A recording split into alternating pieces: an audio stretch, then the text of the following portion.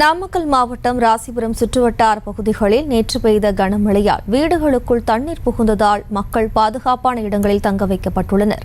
இந்த நிலையில் மழையால் பாதிக்கப்பட்ட பகுதிகளை மாவட்ட ஆட்சியர் உமா நேரில் சென்று ஆய்வு செய்தார். இதுகுறித்து கூடுதல் விவரங்களோடு நமது செய்தியாளர் கிருஷ்ணன் இணைகிறார். வணக்கம் கிருஷ்ணன், மேலும் விவரம். நாமக்கல் மாவட்டம் ராசிபுரம் சுற்றுவட்டார பகுதிகளில் நேற்று கனமழை பெய்தது. ராசிபுரம் பகுதியில் மட்டும் 103 மில்லிமீட்டர் அளவிற்கு மழை பெய்தது. இந்நிலையில் ராசிபுரம் அடுத்த அணைப்பாளையம் ஆலமரத்துமேடு பகுதியில் உள்ள 25க்கும் மேற்பட்ட வீடுகளுக்கு மழைநீர் புகுந்தது. இதனால் வீட்டில் இருந்த பாத்திரங்கள் மற்றும் உடைமைகள் தண்ணீரில் மூழ்கி வீணாகியது. 25க்கும் மேற்பட்ட குடும்பத்தினர் தற்போது பாதுகாப்பு இடத்தில் தங்க வைக்கப்பட்டுள்ளனர். அவர்களுக்கு ராசிபுரம் சரவணன், ஆலை கார்த்திகேயன் தலைமையில் உணவு மற்றும் வழங்கும் பணி நடைபெற்று வருகிறது.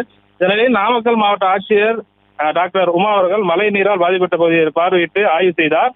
தொடர்ந்து நிவாரண முகாம் தங்க வைத்துள்ள பொதுமக்களுக்கு உரிய வசதிகளை ஏற்பாடு செய்து தர வேண்டும் என அரசு அதிகாரிகள் உத்தரவிட்டார் என்பது குறிப்பிடத்தக்கது.